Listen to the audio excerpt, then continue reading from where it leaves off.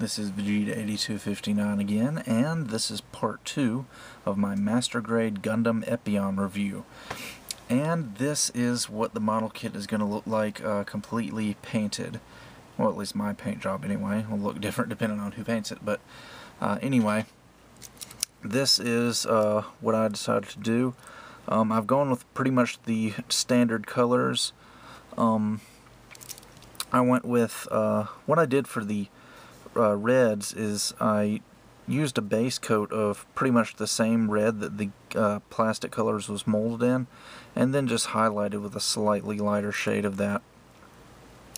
And then for the black parts, kind of like how Bandai didn't really mold them in black, they gave it kind of a dark blue. I did mine in kind of a dark purple. I just did a base coat of black and then highlighted with purple, and I think it came out quite nice. And again, for the yellow parts, like I do on pretty much every one of my kits, I did a base coat of orange and then highlighted with yellow, and then the white parts are white. And the inner frame I did in kind of a neutral gray, and like the thighs and the backings of the hands I did in a lighter gray. And just to turn them around, here's a look at the back. And as far as the decals go, I used all the decals that came with the kit and then just put them in their standard places. Except for these two decals right here, which, like the other Gundam Wing EW kits, they give you a few extra decals that they don't really tell you where to put them. Here's a big OZ13MS here, and Gundam Epyon on this side. I just decided to put those on the wings. And honestly, that's about the only place they're going to go, because you'll be hard-pressed to find anywhere to put them on Epyon's body. So anyway, let's take a look at the accessories. The first accessory is the heat rod. Actually, I'm going to move Epyon out of the way for this. And it's actually quite nice. You've got the shield portion here, and it's got gray and black on the red and black on the front, gray on the back. It's got the little mount that'll mount onto the arm, and this thing goes up and down. That's more for the transformation. The mount itself can also swing up and down. And then each segment of the heat rod is on a ball joint. And the way they've got this done is they're all flexible like this, and they're all in ball joints, so they can rotate and wiggle around pretty much anywhere you want them to go.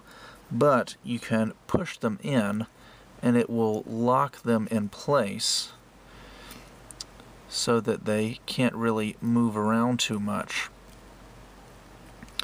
And you can lock them in this kind of straight position if you want to.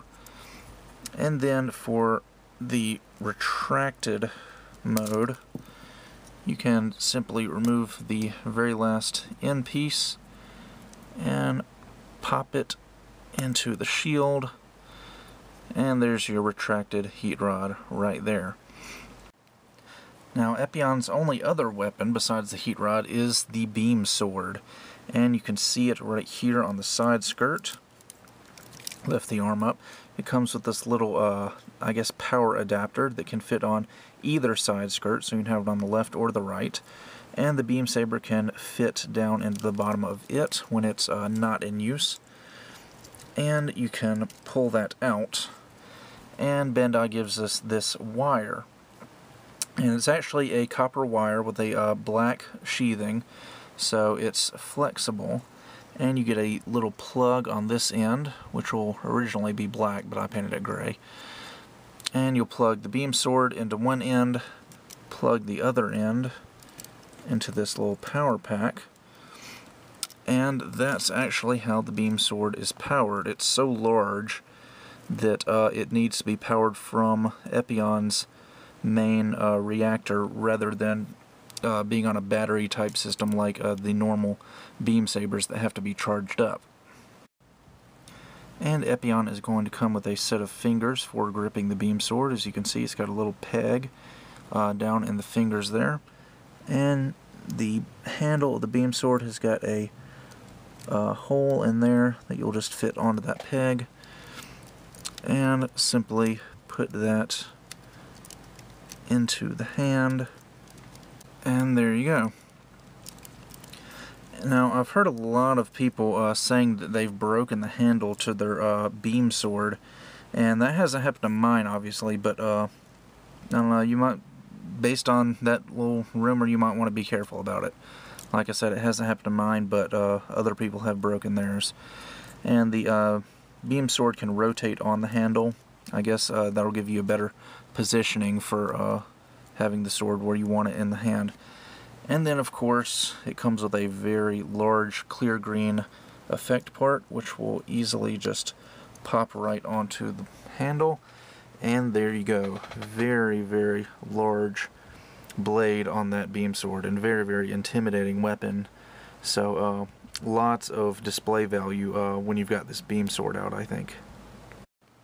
And just a couple other small accessories you're going to get is an action-based connector for mobile armor mode, an action-based connector for mobile suit mode, and two small 1:100 scale figures of Milliardo Peacecraft. And the action-based connector seems to work pretty well. I've heard other people say that the action-based connector is very, very loose and won't hold Epyon up very much at all. But on mine, it seems to be pretty sturdy. Maybe it's because I painted my kit and it just made that connection a bit tighter, I don't know, but shaking the action base and he ain't going nowhere. Alright, so now on to the transformation.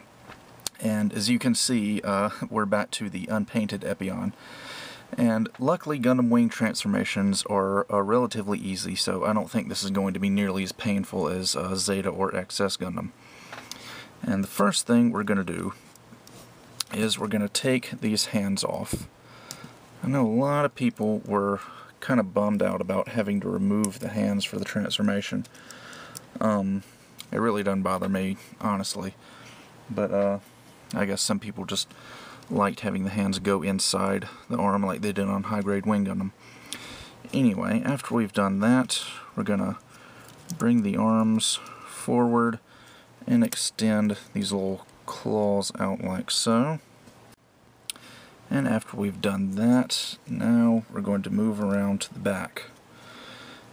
And first off, I'm going to bring these wings into their down position. And the back skirts are going to kind of rotate out of the way, hopefully. I find these little red fins on the backpack get in the way quite a bit. And there we go. Okay, so once we get the back skirts rotated, this center red piece is going to come out like so. And you'll notice that the entire inside of the hip area is going to kind of unhinge itself. And then bring these back down. We're going to bring this all the way up, and there's a small little tab on the end of this red thing, and it's going to connect to a notch on the backpack. Although that's not a very sturdy connection, it comes out very, very easily, so I'm not really sure there was much of a point in putting it there in the first place. So after we do that, the legs are going to come all the way forward, and then we're just going to neaten things up back here, rotating the back skirts back where they originally were, and just getting everything in place. Then we can take these legs and pop out that little segment, and you'll hear a click, and that's just going to give you some additional up and down movement for the, I guess, the neck of the dragon. And then you'll point the feet down, do the same thing on the other side, and then open the mouths of the dragon if you so desire, like so. And then what we're going to do is we're going to take this little action-based connector, and I found that this is actually kind of necessary for the transformation, so it holds more than one purpose than just to mount Epyon on an action base. You'll see two little slots, and it's going to slide right in there. And then, put this down, we'll be taking the heat rod, and you'll notice the back of the shield has got some movable parts on it. I'm going to move this and rotate the handle that way So we've got this little peg coming out the top right here. And then, unlike the other versions of the Epyon, you can actually mount the beam sword to the bottom of the shield, like so. This easily fits into that little hole. And then we're going to take this, and it's going to go right in the center of that action base connector and plug into a hole in the waist section. And you'll definitely feel it when it plugs into place. And it seems pretty sturdy. The reason I say that action base connector is necessary because I tried doing this without the action base connector and the shield just absolutely would not stay in place. So I think that action base connector is going to really help stabilize that shield like that. And then I suppose for added effect you could open up the wings, and at that point the transformation is pretty much done. And this is what the final result is going to look like. I think you'll find though that the Epyon's mobile armor mode is actually quite front heavy on the action base. As you can see, that's how it's going to be connected on there. And the first time I put it on here, it actually just fell forward, and I had to go in and tighten up this little screw right here so it would actually stay in place. But after I did tighten that screw up, I'm finding that it's holding up just fine. And it actually looks pretty impressive, I think. One small disappointment I imagine some people will have will be the heat rod. Being so posable, it's actually a little bit loose, and it's not really going to stay out. It's more than likely going to flop down like so, unless you hold it up against something. You can kind of prop it up on the beam sword there, but that can only do so much. But other than that, I really have no complaints about the transformation or the mobile armor mode. I think it looks very, very nice, much more impressive than its high-grade counterpart by far. And just to say I did it, here is a shot of the kit in mobile armor mode after it's already been painted.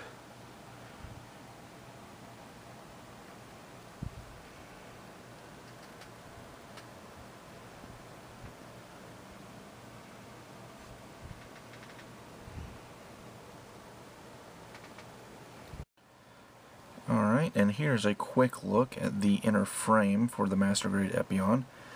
As you can see, it's got more or less a full inner frame, with the exception of the hands. Pretty much just like all the other Gundam Wing Master Grades. And I really like that the fact that the shoulder armor is got pretty much a full inner frame to it, and it's got these little vents on the sides and everything. And as you can see, I took this clear piece on the head and painted that with clear green. So it's going to look like that. And as far as painting the inner frame, I basically just painted the whole thing with a neutral gray, and then went in with some detailing with dark gray, silver, and gold, and then just panel lined it. So it's got a few little details on it. I didn't try to go too crazy. I just used spray cans on it. I didn't bother doing any airbrushing and highlighting or anything fancy like that, since most of this is going to be covered up anyway.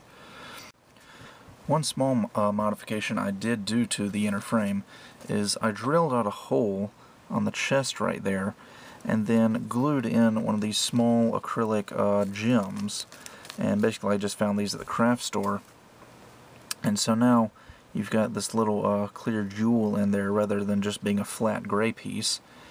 And I took the clear part that goes over that and painted it with clear green, so when you put it on top you get an effect kind of like that. And it looks a little bit better. It doesn't look quite as noticeable as I was hoping it would, but again, it does look better than just having it be a flat gray piece up under there. But all in all, I think it's a pretty good inner frame. My only real complaint about it is that the hands don't connect to the inner frame. They actually connect to the red armor that goes onto the forearm, so that's pretty much my one and only complaint about this thing. And another thing that I really like about these EW Master Grades, specifically Epyon, Shenlong, and Death Scythe, is the light piping Bandai has incorporated into the forehead cameras. how you've got a camera, a clear piece that goes in the front and then goes all the way to the back. And if you paint that with clear green, the light shines all the way through and almost looks like the camera's glowing. And I really hope they include that on some future master grades. So before we end the review, it wouldn't be complete unless we did a few comparisons. So the first and probably most important comparison is going to be to the old 1:100 scale high grade Epyon from 1995. And as you can see, from a distance they look pretty similar. But when you get up close, the detail that is put into the master grade, in my opinion anyway, far exceeds that of the high grade. I mean, obviously detail is exceeded in that it's got an inner frame and lots more parts and all that stuff, but just design wise and proportion wise and just the engineering of the parts, this high grade doesn't even have a chance. So in my opinion, from now on, the only reason anybody would be buying the high grade Epyon would be they simply have nostalgia and want to build an old kit, or they just want a pure TV version of Epyon, because remember, this version of Epyon didn't appear in the TV show. This was just for the new Kotoki project, where they're using all the Endless Waltz designs, and Kotoki redesigned Epyon. So maybe one day they'll use the same interframe for this guy and give us a TV version of Epyon in master grade form, but I don't know. It might happen, it might not. So also, here's a quick comparison to another Gundam Wing master grade Shenlong Gundam. As you can see, there's actually a bit of a height difference. Epyon is quite a bit taller than Shenlong Gundam. Even if you measure them both at the head, you can see Epyon's a bit taller, not even counting his wings or his beam sword. So he's close to the 18-meter mark. And to judge the 18-meter mark, here is the RX-78-2 Gundam. And it looks like, if I can get the beam sword out of the way, it looks like Gundam does have a slight height advantage over Epyon. So with Shenlong and Wing Gundam and Death Sight being 16 meters and RX-78 being 18, I'm going to say Epyon's a solid 17 meters tall. So I guess that about covers everything for this kit. This is an absolutely fantastic master grade. I feel like I used that to describe a lot of kits. I probably should quit using it. But anyway, it's very, very nicely engineered. All of the colors and the part separation is very, very nice. The kit doesn't have very many flaws that I can really think of. The heat rod was a little bit loose, but then again, after I painted it, it tightened up considerably. People say the action-based connector is loose, but again, mine was pretty tight, I suspect, because I painted my kit. And some people say that their beam swords handles have broken, so you might want to be careful of that. But other than that, I can't think of anything that's really faulty on this kit. Everything was just done very, very well. And especially from just the redesign to the fanning out gimmick of the wings, to the way the armor is put on and how the inner frame kind of shows through the armor, especially like on the legs, for example. And just everything was designed and engineered very, very well in terms of the model kit. So that about does it for this review, I think. I've probably rambled on for long enough. And with that, I will see you guys next time.